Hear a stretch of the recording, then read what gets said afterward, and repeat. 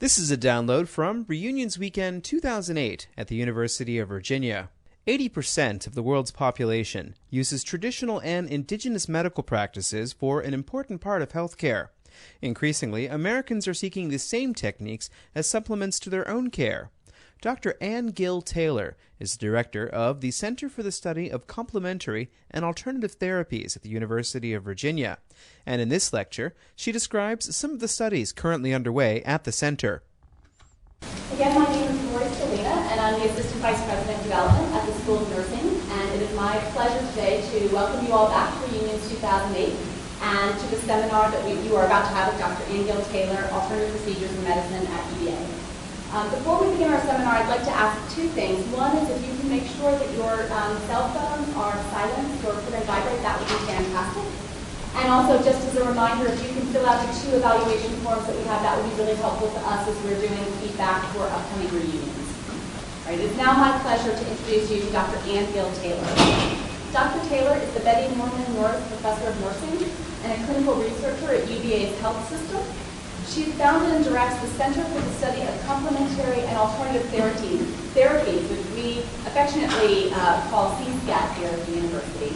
The center was established in 1995 as one of the original NIH-funded interdisciplinary centers to stimulate research in complementary and alternative medicine. Dr. Taylor has received a research award from the National Cancer Institute and brings her combined skills and knowledge to clinical research training of both pre- and postdoctoral students. The trainees participate in CSCAT research studies that include those Dr. Taylor will be talking with you about today. And I would also like to mention to you that Dr. Taylor is celebrating her reunion year here as well, having graduated from the School of Nursing in 1963 with her BSN degree, and also from the Curry School of Education in 1975 with her EDD. So we are especially appreciative of your time here during this reunion weekend. Without further ado, I present to you Dr. Ann Gill Taylor.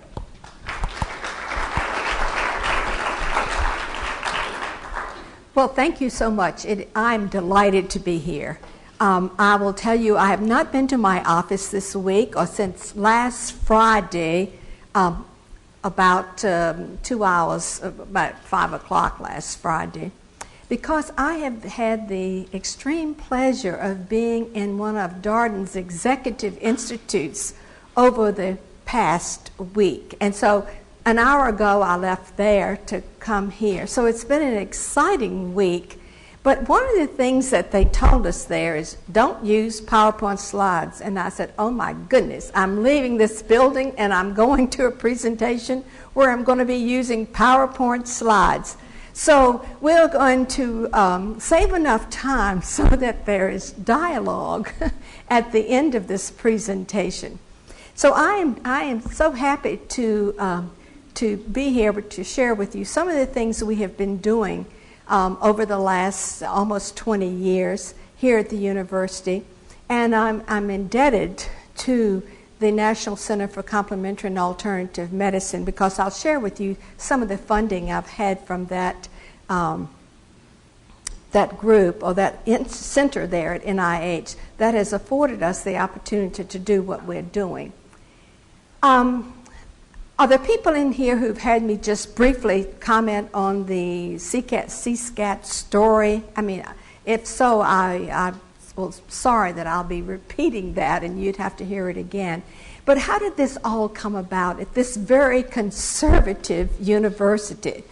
Is that I used to direct the critical care program in the School of Nursing. And I did that, back in this 72 when we started a nursing program, graduate program there. Then as we went through the years and persons became more critically ill and we were trying to figure out ways to enhance comfort, et cetera, in these critical care units.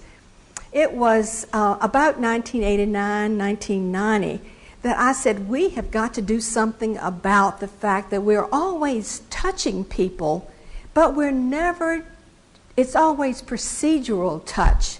That we are pushing in something, pulling out something, putting on something.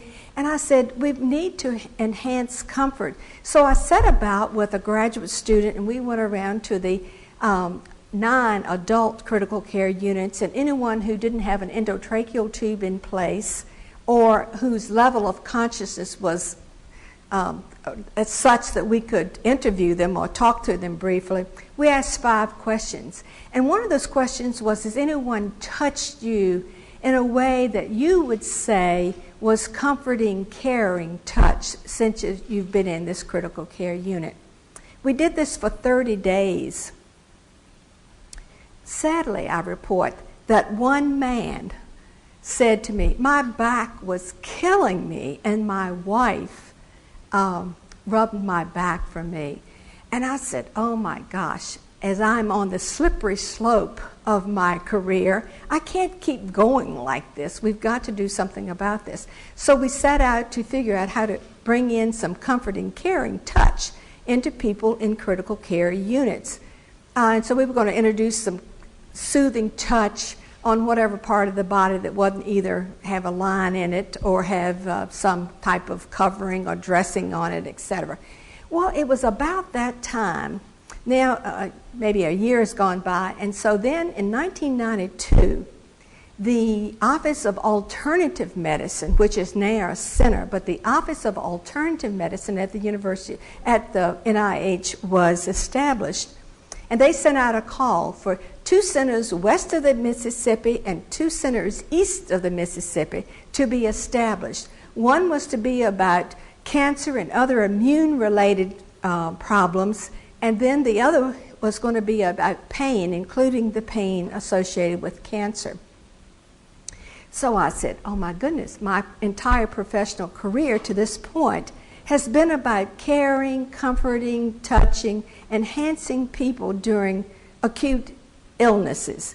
We've got to do something about it. So I sort of deviated from what I was doing at the time, put in a grant application to NIH, and guess what?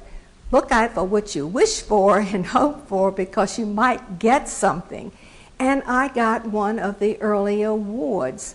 But it was only natural that, and I was the only nurse in the country who applied for this. Everyone else was physician, etc. And when the award, Joe Jacobs, a pediatrician, was heading up the Office of Alternative Medicine at that time. And when it went, reviews at NIH go through 2 levels of review, a scientific review, and then more at an advisory level of whether or not the project that's proposed fits into the overall sort of program of research for a particular center or something. And so the advisory committee said to Joe Jacobs, my goodness,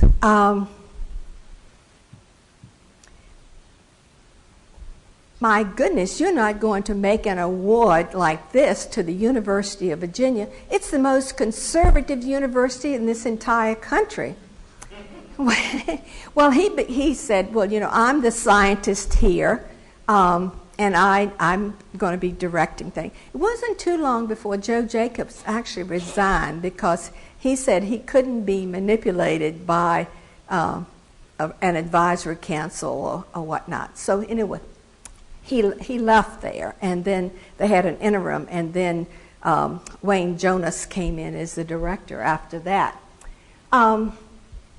So our center got established, and you can see a circle down there. We were in good company with Harvard and Columbia and Kessler Institute in New Jersey, University of Maryland, and some others there that you can see. And now that those centers have been increased in number, and again, we remain in good company.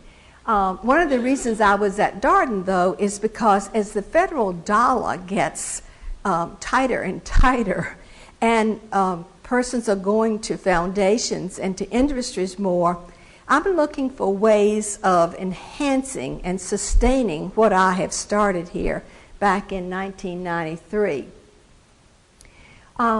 So actually, I've told you some of this. I just wanted to point out that some of the early monies that I got was $1.6 million. That was the largest award that was given out originally. And then I got another award for $1.6 million, in which we set up a training program. Currently, I've had funding in 2000 to 2006. Now I have funding again until 2011. And this is for pre- and postdoctoral training as well as for the research. And then last year I got a 5-year award that would permit me to continue to do the work that I was doing, and hence the reason I was at Darden, because one of the components of this recent award that I got was that I would and continue to look for ways to provide leadership in this field beyond what I was already doing. Even though our center is based administratively in the School of Nursing, we are actually an interdisciplinary center, and so we relate to all of these areas that you see there on the board. Very collaborative with all studies that we do. And one of the things that we're trying to do is to determine what's safe and what's not safe. We have no particular commitment to any particular product or to any other intervention, but rather what works to enhance comfort, decrease suffering from persons. Well, so our goal then is to provide improved patient care and then to do pre-doctoral and post-doctoral training. Now that pre-doctoral training, just to make it clear, to show again its interdisciplinary effect, is that if students are enrolled in interdisciplinary programs for their PhD degree, and what we ask of them is that they do a CAM-related, a complementary and alternative related dissertation, and that they attend some sessions that we have in our Center for the Study of Complementary and Alternative Therapies. And then these students, these pre-doctoral fellows, get stipends, about $22,000 each year, and they can get up to 3 years of support. And then the postdoctoral fellows get stipends based on their level of since their PhD degree was awarded, or other related degrees. So we're trying to study the efficacy of various modalities. We're trying to do the training, and then we're trying to establish collaborations across the university. What I want to do is to share with you about 4 or 5 projects that we completed over the last couple of years, and then to talk about some that we are in the process of carrying out or getting ready to implement. The first one I want to share with you has to do with magnets, the static magnetic field versus pulsed magnetic fields. And so because many people have trouble with carpal tunnel syndrome, and because there's not a lot that conventional medicine does with that outside of sometimes surgical intervention, we were trying to figure out what we might have to offer. And so we developed a study here in which we were trying to determine whether or not wearing a fitment, as you saw in that wrist-hand fitment, as you saw in that previous slide, for 8 weeks would have an effect on some of the measurements we might take in some sophisticated equipment out at the Physical Medicine and Rehabilitation Center with Dr. Dee Benedetta.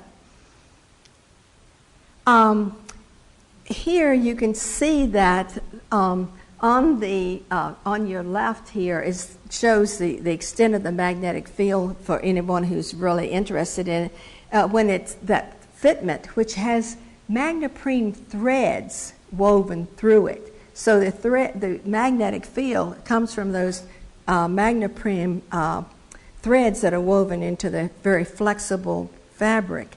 And it's at the level of the skin, when it's right on the skin, it's producing about 35 Gauss there. And then if you, like any magnetic field, the farther away from the source of the magnetic field, the strength of the field decreases.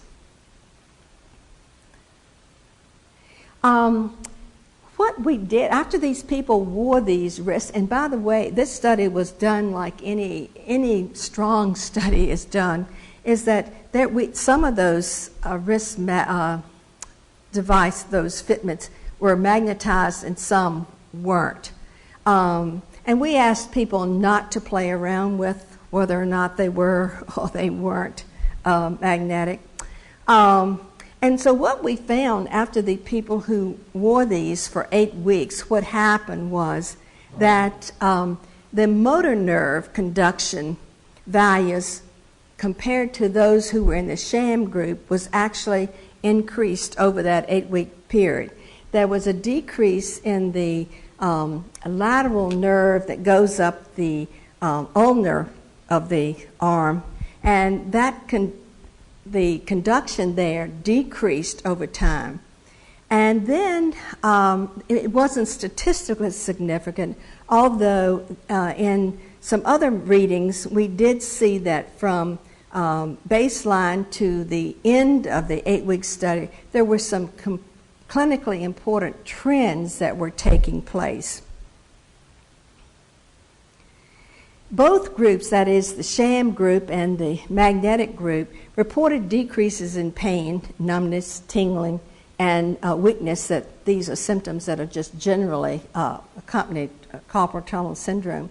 We did not find any statistically significant differences in the lateral sensory radial nerve conduction between the two groups. And then we didn't really find over time, over the course of the 2 months, we didn't see that there were any differences in the report of symptom severity, function, or feeling of well-being in these people. Now, I don't know whether any of you saw it, because I think it was reported in some of the university publications, but I've done some early on work with the Department of Biomedical Engineering and Tom Skalak. And Tom Skalak and a doctoral student there have demonstrated, and we have demonstrated in some other smaller studies too, that magnetic fields can decrease swelling and it can increase blood flow. And the way this seems to happen or to come about is that there's across the cell wall membrane, there's a flux of calcium in and out of the cell across the cell wall membrane, and so hence they do get a decrease in swelling. Improvement in vascular flow happens, and so it would stand to reason that inflammatory process could be decreased when you're increasing blood flow to an area. And then also if it was edematous, swollen, it could easily be decreased, this swelling that was there as well. So we concluded from this fitment study that the fitment itself may have some therapeutic effect any time we know that we cuddle anything from a swaddling a baby to any other part of the body, whether the device would have had any magnetic threads in it or not. Just that support may have helped somewhat.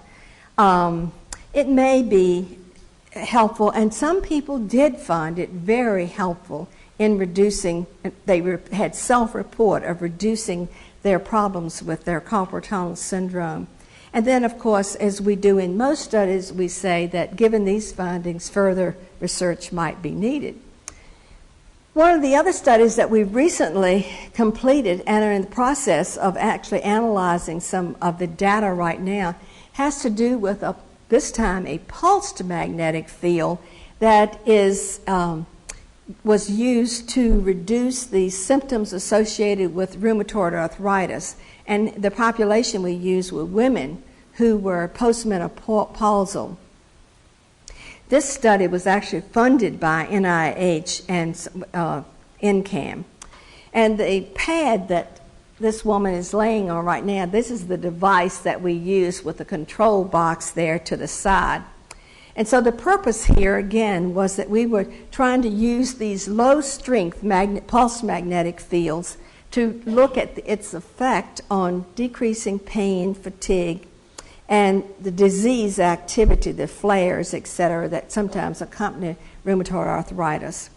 We actually had 3 groups. We had a group that had the active pad, and then we had another group that the control box acted just like the field was going through, and then we had a usual care alone. And there was double blinding in this study in a sense that we, the researchers, did not know which pad the participants had. And we did not know it until all the data was collected and we broke the blind. We had George Gillies from the Department of Physics and Engineering to come over and to actually assess all of these pads. We didn't take just the manufacturer's word that some were magnetized and some of those control boxes would be functional, but rather George checked those out for us, and so he was the only person who knew which pads were active and which were sham until we broke the blind. So these people laid on these pads 8 minutes twice a day over a course of 12 weeks. And again, the pads were identical. The sham looked just like the other one. The magnetic field is very low. What we've shown is that it is the low magnetic field that tends to be more effective than just, more in this instance is not always better. The conclusion here that we've drawn out of the data that we've analyzed so far is that that the pain in these people that these women reported decreased over time in the active group compared to the sham and the usual care alone group. Also, the sleep disturbances, they wore an actigraph, which is a wristwatch-like device that really records activity when one is asleep. And so that would give us some objective data, and then of course we had subjective data about how one thought they were sleeping. And that did not differ between the two groups over time, either on their self-report of sleep or upon their the data we got from the actigraphs.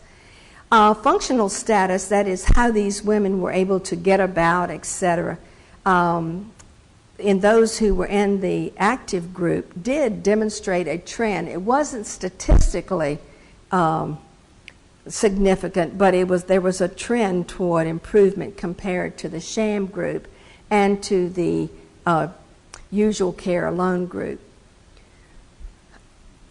The next study I will just mention to you is that we used, a problem that is major, and that again it's a mechanical problem that as we get older our knees hurt more, we lose the cartilage, etc. in them, and so we took persons who were 65 years and older and who had at least one knee severely involved with osteoarthritis. And we used this device that you see here in this picture, which is a non-invasive, interactive sort of neurostimulation device. It provides both biofeedback as to the level of activity that's going on in the under the skin that you are assessing, as well as you can then deliver electrical stimulation to the area that you're working. We were again trying to determine whether or not using this device would give us an improvement in pain and functionality over the period of time. So it was we had these people to come into the clinical trials unit out there just on 29 at 1 Morton Drive. It was easy parking, easy access, which is important for older people who have mobility problems. The first 3 weeks of the study, we used 3 treatments. The second 2 weeks of the study, they got 2 treatments a week. And then the final 2 weeks, they only got 1 treatment a week. Now, what we showed was that clinically important differences in pain and knee function was evident in those who were treated with the active device. We had 2 people who administered all of the devices. Now, the therapist delivering these treatments had to know whether to use your sham device or the other device, the active device, but the recipients of the treatments did not know whether they were getting the sham treatment or the active treatment. And of course, the improvements that we saw in the report of pain and increased functionality, movement, etc., occurred during those weeks in which the treatments were more intense. And so we do also recognize, however, that just a person, someone else being involved in administering the treatment could have some effect, some therapeutic effect. What we're trying to do now, this company is working with us to develop a device that people can use at home, which will remove the therapist effect. They could also do these treatments intensively over the course of the weeks, and they wouldn't be limited to an 8-week study with a 12-week follow-up. People really liked it, and they did not, when you're suffering and can't get relief, they did not object to coming in 3 times a week to get these treatments. That generally lasted anywhere from 20 to 30 to 40 minutes. And then, of course, they had travel time to get there. Another study that we did recently had to do with the use of massage in women undergoing abdominal surgery for removal of malignant lesions. And here we also used a physiotone device. We collaborated with Dr. Laurel Rice and some other physicians there out of the surgical oncology department. And here again, we were trying to see if we could improve decrease their pain, decrease the need for post-operative anesthetics or analgesics, so that they'd be able to be more mobile more quickly. We randomized these women. We enrolled actually 147. We ended up actually putting into the 3 groups 124. So there was a massage group of physiotones, in which the physiotones is a mild vibration between 27 and 113 hertz that was the person control on her bed. The woman was taken off of the OR table, put onto her bed that she would be staying in the rest of the hospital stay, and then there was a control box that she would use to turn off and on those mild vibrations. And then we took some measures on the day of surgery, the first day after surgery, and day 2 after surgery. We were looking at whether or not pain decreased, their anxiety was improved, or their distress, and whether or not it would have an effect on blood pressure.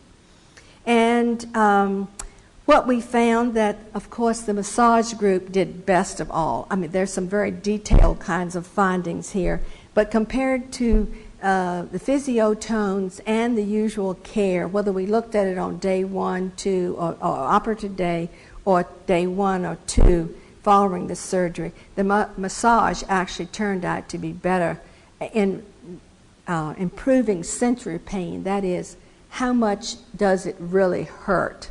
So these women had all had abdominal surgical incisions. And so but after controlling, though, for multiple outcomes, we really didn't find significant differences across the treatment days between the groups. But if we just looked at the data without making certain controls, we did find those other things that I just talked about. And so I think that this study did more for the image of University Hospital than perhaps anything else. Massage, touch, etc. Many of us like that. There are a few, admittedly, who don't want to be touched. But physicians have told me that they had a family member or something in this study, and that all they talked about, if they were in the massage group, was the nightly massage that they got. They didn't talk about how wonderful the surgeon was or how great the nurses were or anything, but they talked about that massage intervention and that they looked forward to it every evening. We administered them always about the same time, right after visiting hours, around 8 o'clock in the evening. Now, I want to share with you a few of the good studies that we're doing right now. And again, we're doing another massage study because we know that many people like this. Also, we know that certain populations which medicine is trying to treat, sometimes our treatment is worse than sometimes the outcomes, or that there's a lot of suffering and discomfort and pain that goes on during the course of therapy. We started out with a study funded by the NCI, the National Cancer Institute, to look at persons who were undergoing autologous stem cell transplants, because these were people who had reached sort of the end of their blood cancer problem that they had, and so they were then going to say, okay, they were going to come here and get a transplant, so that an autologous, meaning that they were going to take out some of their own blood and marrow and stuff, and then treat it and treat the person and then give it back to them. Well, we got 9 patients into the study, and we got a new chair of the Department of Medical Oncology, and it wasn't too long before the transplant unit was closed. Well, I said, what are we going to do? Well, I talked to NIH, and they actually let us change our population. They said, go to another population that's similar. So hence, we have now enrolled about 28 people who are coming here to the university with acute myeloid leukemia. Now, the major difference between persons who have non-Hodgkin's and Hodgkin's lymphoma, etc., and coming for a transplant is that these people have had their diagnosis for a number of years in some instances, but yet just can't get them into a remission. So they were going to then go for a transplant. Well, persons with acute myeloid leukemia, oftentimes you'll walk into the oncologist's office and blood work is done, etc., and when it comes back, or the physician may then call you back in a few weeks and say, oh my goodness, I'd like for you to come back in. We need to really look about things and talk about some treatment. So the diagnosis is very acute. The person just knows they've been feeling very lousy, not able to walk to the mailbox or to go to the grocery store and push a cart around, etc. So this group, we're trying to look at the immediate effects of giving these people who are undergoing this sort of gosh-awful treatment. It's similar to persons with cancer undergoing chemotherapy, but their regimes that these people undergo is just very fatiguing, it's nauseating, it's just very unpleasant. They're very uncomfortable during the course of this. And so the medical oncologists say to me, Ann, if you've got anything to offer these people to help offset some of the problems that I'm creating for them with this medical therapy, please, yes, I'm willing to work with you on this.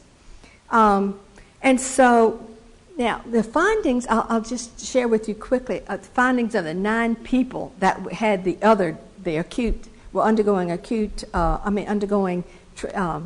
autologous stem cell transplant. These 9 people saw an immediate decrease in the effects of their stress. They reported increased relaxation and increased comfort. Their cumulative effect of the massage was not really seen. And those who reported, who were in the massage group versus those in a control group, reported lower anxiety scores and lower affective pain scores, meaning how much the pain was really bothering them during their hospitalization as compared to those who were just getting usual care alone. I want to just share a couple of words here about the participants and the benefits they said about the massage while they were undergoing this 7-week, very rigorous treatment. One man had told us that he had so much swelling, etc., in his feet and in his hands that it was very hard for him to even be mobile with movement because he couldn't tell where his feet were even being placed, and so it was actually rather unsafe. His hands were so edematous, etc., that his wife had to buy him a huge coffee mug so that he could sort of grasp onto it and hold it so that he could drink for himself.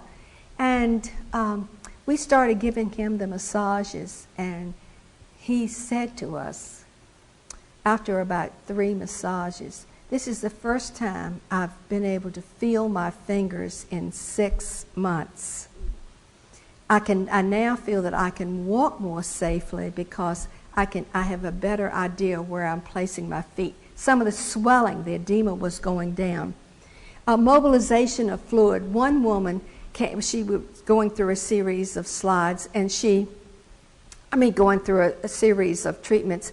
She came in, and of course we have everybody wearing these ID bands so that when we give them blood products, etc., we can double check for safety, etc. And we're never supposed to cut them off or anything. But it was so bound into her arm when she came in. We were giving, she was just visiting, she was staying here, not in the hospital per se, but close by so that she could get these treatments. And so one of the nurses, who's Audra Snyder, who is the massage coordinator for this study, said to this woman, "As soon as I give you a massage, I'll actually drive you back to the clinic and we'll get your band changed." Well, she put the woman on the massage table, gave her the massage, and of course worked some to help mobilize some of that fluid back into the body. The woman got off this massage table after an hour, and she said, "Oh my goodness, look, we don't have to go back." It had decreased the swelling, etc., in that arm to that extent. And then, of course, other people, and these people too, reported increased relaxation, increased comfort, and decreased distress following that. We did an interview study to help us get some more information about people who have another major problem for which conventional medicine struggles to treat, and that is hepatitis C virus. As you know, that's one of the severe viruses, and it attacks the liver, etc.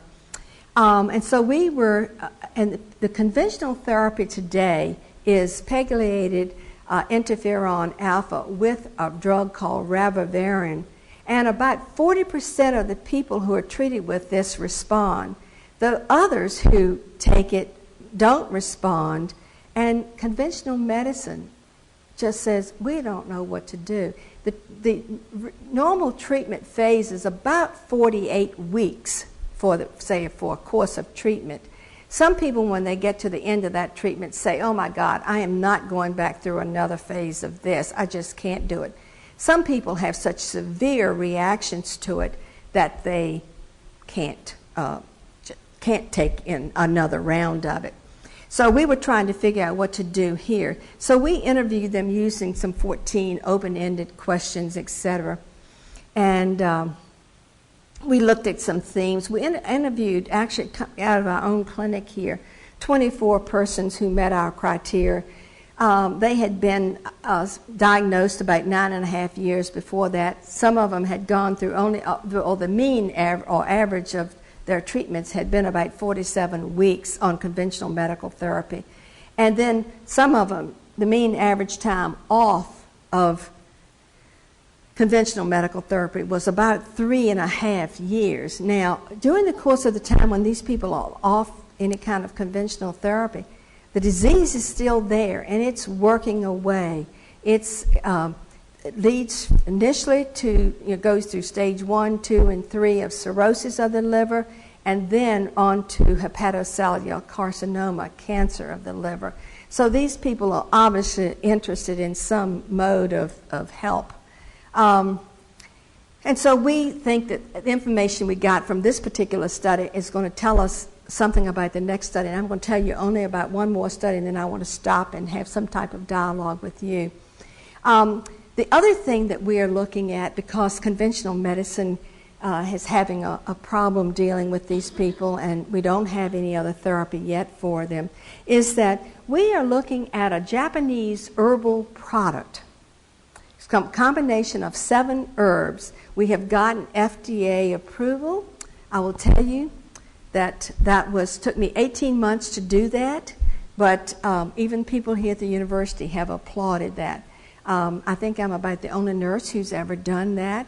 Even the FDA said to me after we got an IND number, new investigational drug number, is that they said, well, if you want another career, you could advise people on how to go about this process. So I thought, yay.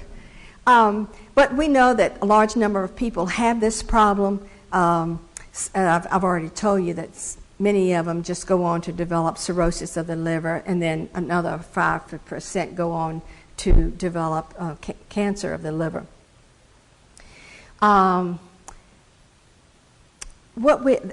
This heading on this says significance of hepatitis, and it really should say objectives for our study. We're going to test. We wanted to test this for 1 year, because conventional therapy using the conventional drug is about 48 weeks to 52 weeks, up to a year. We said we wanted to go in and do this for a year. FDA says, no, you've got to start with a safety study. We're going to only let you do this for 12 weeks. And I did argue with them to no end, but they won. And so we're going to look at the effect that this has on CD4 and CD8 T cell counts. We're going to look at reducing viral load, and we believe that these 12 weeks we will be able to see some improvement in liver enzymes as well. There's also a laboratory component of this that we're going to do in actually a lab here at the University of Virginia. We're going to use some replicons of the hepatitis C virus, etc. And Dr. Christine Rudy, who works in Dr. Timothy Pruitt's laboratory, is going to work with us on that. Another indication of collaboration. Again, the drugs that, the products that are in here, the herbal products that are in here are plubarium root, panella tuber root, or scudurella root, jujube root, ginseng, and glyceride, that is licorice, and then ginger rhizomes. Now, the panella tuber, when you see ephedrine there, the FDA went, wow. Well, it is only 0.002%. We spent $1,000 sending this stuff off to a lab to have it analyzed, and they say it's not there. It's just not there. Well, I called the person who is head of the supplement division of the U.S. Pharmacopoeia and told him what I was trying to do, and he said, Ann, there wouldn't be any there. There just wouldn't be any there because the processing that this goes through, and he said, the FDA people should know that. But anyway, we've finally gotten this approved, and we're working on getting the product from the supplier right now. And I'm going to stop at that and ask if you have some questions or comments or something that you'd like to make. This 7 herbal formula comes out, decision of what to put in it.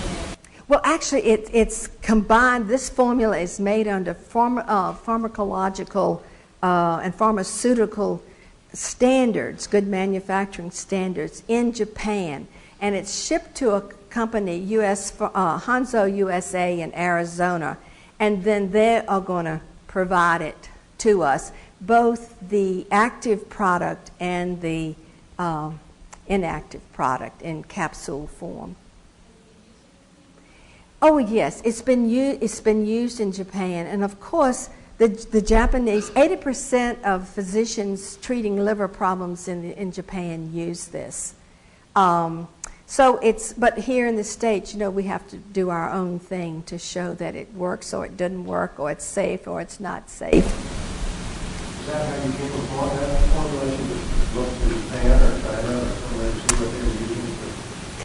Well, The way it came about, first of all, we know through our Center for Digestive Health here at the university that they are struggling with trying to figure out how to handle people who have chronic hepatitis C, and when they fail conventional therapy, what else is there to offer them? Well, I had a naturopathic physician who came to my center, and I said to him, Jason, some population, we need to look at some things we might be able to address where conventional medicine is struggling at this point to provide. Okay. And so it was my naturopathic physician who was in a postdoctoral position with me. He had one of my, quote, slots in the center there for study with us. And so we started like that. Well, let's see. Okay, you and then you. Okay. Kind of a couple questions to get together. How large is your staff? And there's so many areas you can go to with complementary and alternative therapies. How did you determine which ones you picked? Like, why have you chosen these particular? Okay, I had a bunch of slides in there to address that. Let me go back to the staff. It's myself and Cheryl Bergenon, who is mostly does all the statistical work for us. And then I have, there's a research assistant professor, Kim Ennis, with us. And then she has employed a person to work on one of her studies with her, Terry Self, who went through our program and got a PhD degree here with us. She's also a doctor of chiropractic. And then that's pretty much the core staff. Oh, and Audra Snyder, who took her PhD with me, she does some work with us now, about a quarter time work with us. And then we have these predoctoral and postdoctoral fellows who are working with us. Now, how do we decide what to do, what to study?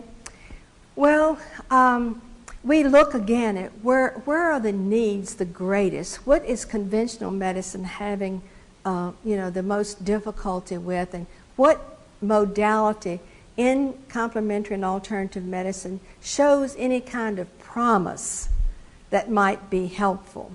That's one of the things that drives us. Another one is whether or not we have the expertise to do something. And then finally, I will tell you, the almighty dollar drives us in part where we can get funding and support. We've just about 3 weeks ago put in a study to the Department of Defense. Now, I've done 2 other studies with the Department of Defense, but I sort of backed off of it. But they came out because we have all these young men and women coming back from Iran and Iraq who have traumatic brain injury. And again, what do we do? So we are actually, have designed a study and submitted it. We hope it'll get funded. We'll know by September. It's so urgent, they're giving quick turnaround on this. Usually takes about a year to learn whether you're going to get any funding on something. But we are going to use a CAM practitioner, John Alton. Some of you may know him. He is here in the Charlottesville area. He is an expert and has written a book on the use of external Qigong. I mean internal as opposed to external Qigong. And we're going to do 2 weeks of intensive sessions, individual sessions with these people. And then we're going to bring them for 8 weeks into small group sessions or dyads as a part of their gym experience. Now, some of you may not know that here in Charlottesville, they're down just below the Martha Jefferson Hospital. Actually, the federal government and some Department of Defense, etc., have set up community-based rehabilitation clinics across the country. We have one right here. I did not know that until I started investigating about this study. So the soldiers, service members are shipped from all over the country if they want to undergo these community-based rehabilitation programs. They live in some houses along Grove Avenue down there. They have something they call their clubhouse. They don't call it a clinic or anything, but they are getting the kind of counseling, they're getting testing, etc. And we hope to introduce this external Qigong, which there's some evidence that it improves balance, it can improve cognitive function, etc. I didn't put that slide in there, but it shows there is evidence that there is some potential. We are calling it reflective exercise versus Qigong. You can imagine that these 20-year-old service members think, what is this woman thinking about? And John calls it reflective exercise even in his book, because there's a lot of deep breathing, etc., that goes into it. And it's 8 sessions, intensive sessions, and so he's going to give them all individual sessions over that first 2 weeks, and then we'll move into some small dyads. We won't try to do large groups because we know that they feed on one another about, you're not going to do that, are you? But anyway, thanks, that's a good question. I think we've actually exceeded our time limit by just a little bit. I'm sure that Dr. Shirley would be happy to answer any additional questions that you have from the photographer. And I thank you all for coming to our session today, and as we fill out those evaluation forms, and enjoy the rest of the weekend. Stay cool. Thank you. Rather than to talk in depth about any one study, I tried to do a broad sweep so you could get a feel of some of the things that we were doing.